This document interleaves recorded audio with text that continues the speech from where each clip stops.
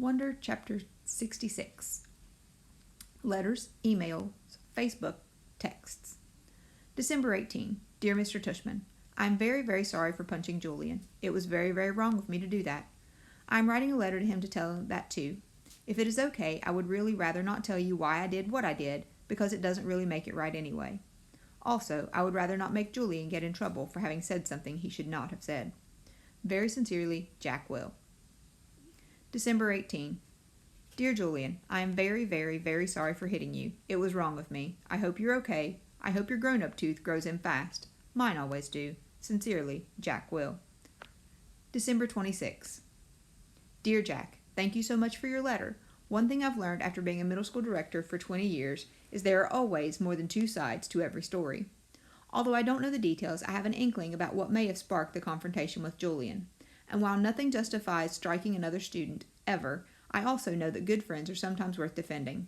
This has been a tough year for a lot of students, as the first year of middle school usually is. Keep up the good work and keep being the fine boy we all know you are. All the best, Lawrence Tushman, Middle School Director. To L. Tushman at beecherschool.edu, carbon copied to John Will at phillipsacademy.edu and Amanda Will at copperbeach.org. From melissa.albans at our mail. Subject, Jack Will. Dear Mr. Tushman, I spoke with Amanda and John Will yesterday, and they expressed their regret at Jack's having punched our son Julian in the mouth. I am writing to let you know that my husband and I support your decision to allow Jack to return to Beecher Prep after a 2-day suspension. Although I think hitting a child could be valid grounds for expulsion in other schools, I agree such extreme measures aren't warranted here. We have known the Will family since our boys were in kindergarten and are confident that every measure will be taken to ensure that this doesn't happen again. To that end, I wonder if Jack's unexpected violent behavior might have been as a result of too much pressure being placed upon his young shoulders. I am speaking specifically of the new child with special needs whom both Jack and Julian were asked to befriend. In retrospect, and having now seen the child in question at various school functions and in the class picture, I think it may have been too much to ask of our children to be able to process all that. Certainly, when Julian mentioned that he was having a hard time befriending the boy, we told him he was off the hook in that regard. We think the transition to middle school is hard enough without having to place greater burden or hardships on these young impressionable minds. I should also mention that as a member of the school board, I was a little disturbed that more consideration was not given during this child's application process to the fact that Beecher Prep is not an inclusion school. There are many parents, myself included, who question the decision to let this child into our school at all. At the very least, I am somewhat troubled that this child was not held to the same stringent application standards, i.e. an interview, that the rest of the incoming middle school students were. Best, Melissa Perper Albans. To melissa.albans at ourmail.com, from L. Tushman at beecherschool.edu. Carbon copied to John Will at phillipsacademy.edu and Amanda Will at copperbeach.org. Subject, Jack Will. Dear Mrs. Albans, thank you for your email outlining your concerns. Were I not convinced that Jack Will is extremely sorry for his actions, and were I not confident that he would not repeat those actions, rest assured that I would not be allowing him to return to Beecher Prep.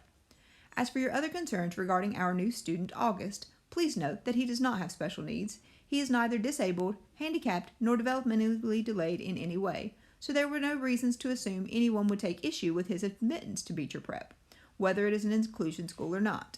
In terms of the application process, the admissions director and I both felt it within our right to hold the interview off-site at August's home for reasons that are obvious. We felt that this slight break in protocol was warranted, but in no way prejudicial, in one way or another, to the application review. August is an extremely good student and has secured the friendship of some truly exceptional young people, including Jack Will. At the beginning of the school year, when I enlisted certain children to be a welcoming committee to August, I did so as a way of easing his transition into a school environment. I did not think asking these children to be especially kind to a new student would place any extra burden or hardships on them. In fact, I thought it would teach them a thing or two about empathy and friendship and loyalty. As it turns out, Jack Will didn't need to learn any of these virtues. He already had them in abundance. Thank you again for being in touch. Sincerely, Lawrence Tushman. To melissa.albans at ourmail.com, from John Will at phillipsacademy.edu. Carbon copy, L. Tushman at beecherschool.edu and Amanda Will at copperbeach.org. Subject, Jack. Hi, Melissa. Thank you for being so understanding about this incident with Jack. He is, as you know, extremely sorry for his actions. I hope you do accept our offer to pay for Julian's dental bills. We are very touched by your concern regarding Jack's friendship with August. Please know we have asked Jack if he felt any undue pressure about any of this, and his answer was a resolute no. He enjoys August's company and feels like he has made a good friend. Hope you have a happy new year. John and Amanda Will. Hi, August. Jackalope Will wants to be friends with you on Facebook. Jackalope Will, 32 mutual friends. Thanks, the Facebook team. To augiedoggypullman@email.com. Subject, sorry, message. Hey, August, it's me, Jack Will. I noticed I'm not on your friends list anymore. Hope you friend me again, because I'm really sorry. I just wanted to say that. Sorry, I know why you're mad at me. Now I'm sorry I did that mean stuff. I didn't mean that stuff that I said. I was so stupid. I hope you can forgive me. Hope we can be friends again. Jack. One new text message from August, December 31st, 4:47 p.m. Got your message. You know why I'm mad about you? Got your message. You know why I'm mad at you? Did Summer tell you? One new text from Jack Will, December 31st, 4:49 p.m. She told me bleeding scream as a hint, but I didn't get it at first. Then I remembered seeing the bleeding scream in homeroom on Halloween. Didn't know it was you. Thought you were coming as Boba Fett. One new text message from August, December 31st, 4:51 p.m. I changed my mind at the last minute. Did you really punch Julian?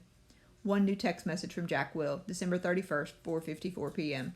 Yep, punched him. Knocked out a tooth in the back. A baby tooth. One new text message from August, December 31st, 4:55 p.m. Why did you punch him? One new text message from Jack Will, December 31st, 4:56 p.m. I don't know. One new text message from August, December 31st, 4:58 p.m. Liar. I bet he said something about me, right? One new text message from Jack Will, December 31st, 5:02 p.m. He's a jerk. But I was a jerk too. Really, really, really sorry for what I said, dude. Okay? Can we be friends again? One new text message from August, December 31st, 5:03 p.m. Okay. One new text message from Jack Will, December 31st, 5:04 p.m. Awesome! One new text message from August, December 31st, 5:06 p.m. But tell me the truth, okay? Would you really want to kill yourself if you were me? One new text message from Jack Will, December 31st, 5:08 p.m. No, I swear, dude, on my life. I would want to kill myself if I were Julian. One new text message from August, December 31st, 5:10 p.m. LOL. Yes, dude, we're friends again. Wonder, Chapter 67. Back from winter break. Despite what Tushman said, there was no clean slate when I went back to school in January. In fact, things were totally weird from the second I got back to my locker in the morning. I'm next to Amos, who's always been a pretty straight-up kid, and I was like, yo, what up? And he basically just nodded a half hello and closed his locker door and left. I was like, okay, that was bizarre. And then I said, hey, what up, to Henry, who didn't even bother half smiling, but just looked away. Okay, so something's up. Dissed by 2 people in less than 5 minutes. Not that anyone's counting. I thought I'd try one more time with Tristan, and boom, same thing. He actually looked nervous, like he was afraid of talking to me. I've got some form of the plague now, is what I thought. This is Julian's payback, and that's pretty much how it went all morning. Nobody talked to me. No, that's not true. The girls were totally normal with me, and August, he talked to me, of course, and actually I have to say both Maxes said hello, which made me feel kind of bad for never ever hanging out with them in the 5 years we've been in class together. I hoped lunch would be better, but it wasn't. I sat down at my usual table with Luca and Isaiah. I guess I thought since they weren't in the super popular group, but were kind of middle-of-the-road jock kids, that I'd be safe with them. But they barely nodded when I said hello. Then, when our table was called, they got their lunches and never came back. I saw them find a table way over at the other end of the cafeteria. They weren't at Julian's table, but they were near him, like on the fringe of popularity. So anyway, I'd been ditched. I knew table switching was something that happened in 5th grade, but I never thought it would happen to me. I felt really awful being at the table all by myself. I felt like everyone was watching me. It also made me feel bad that I had no friends. I decided to skip lunch and go read in the library. Chapter 68, The War. It was Charlotte who had the inside scoop on why everyone was dissing me. I found a note inside my locker at the end of the day. Meet me in room 301 right after school. Come by yourself. Charlotte. She was already inside the room when I walked in. Sup, I said. Hey, she said.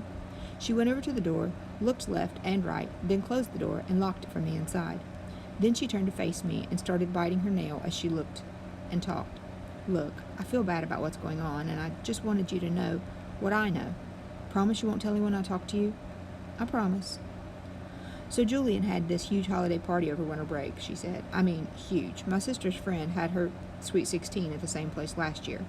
There were like 200 people there, so I mean a huge place. Yeah, and? Yeah, and well, pretty much everybody in the whole grade was there. Not everybody, I joked. Right, not everybody, duh. But like even parents were there, like my parents were there. Julian's mom is the vice president of the school board, right?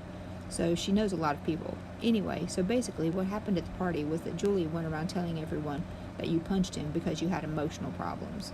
What? And that you would have gotten expelled, but his parents begged the school not to expel you. What? And none of it would have happened in the first place if Tushman hadn't forced you to be friends with Augie. He said his mom thinks you, quote-unquote, snapped under the pressure. I couldn't believe what I was hearing. No one bought into that, right? I said. She shrugged. That's not even the point. The point is, he's really popular. And, my mom heard that his mom is actually pushing the school to review Augie's application at Beecher. Can she do that? It's about Beecher not being an inclusion school.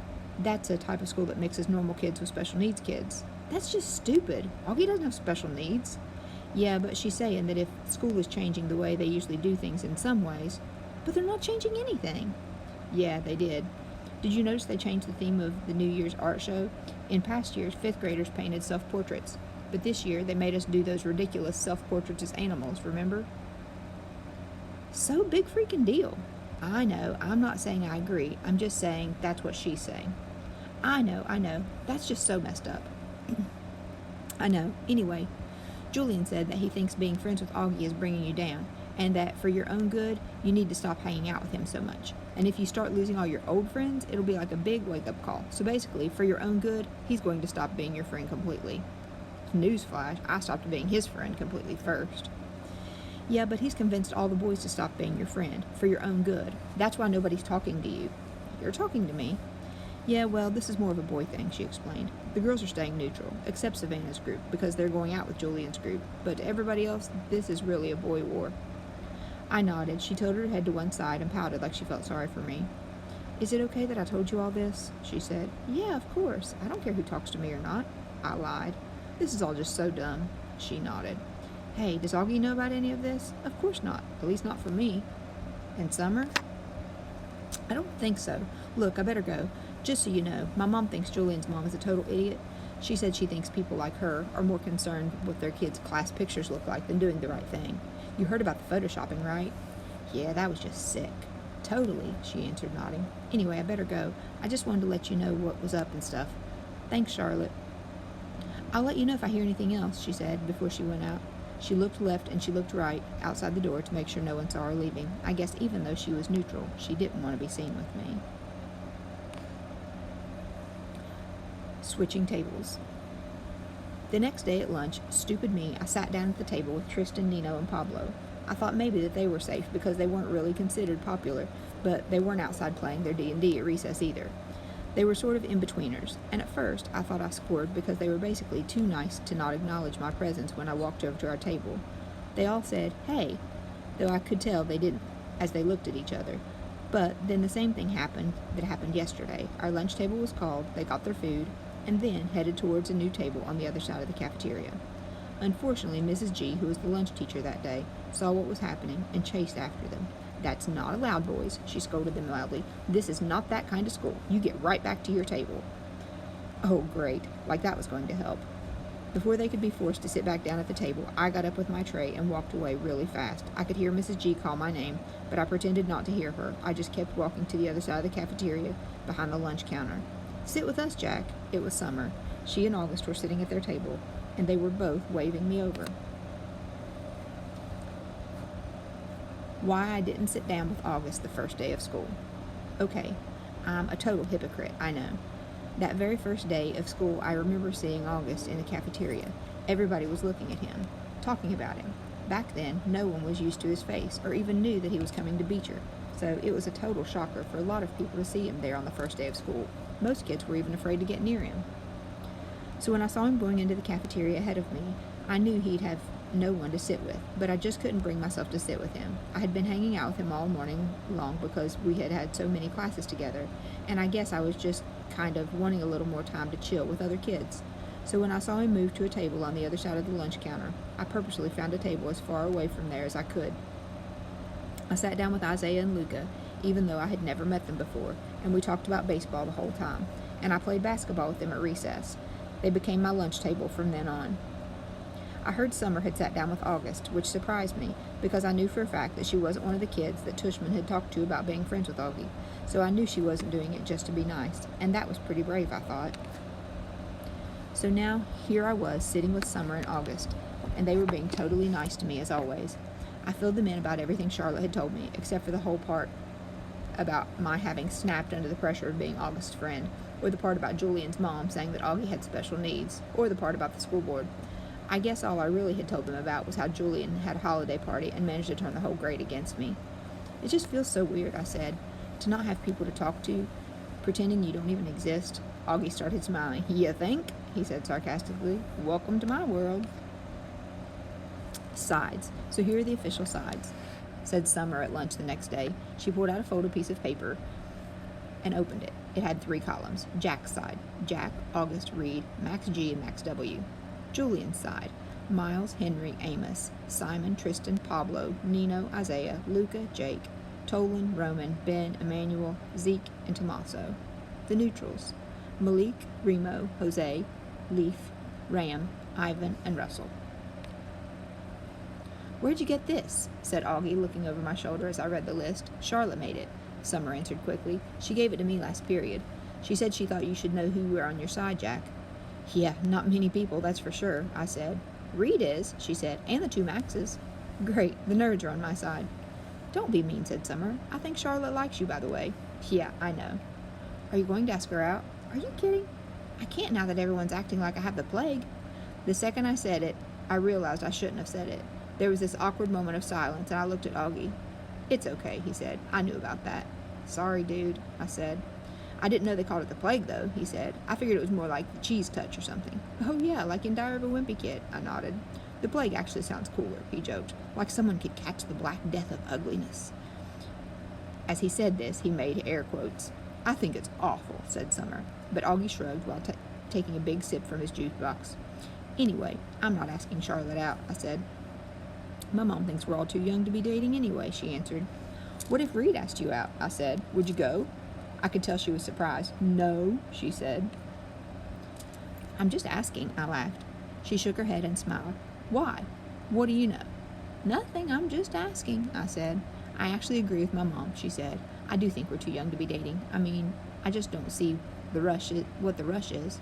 Yeah, I agree, said August. Which is kind of a shame, you know, with all those babes who keep throwing themselves at me and stuff.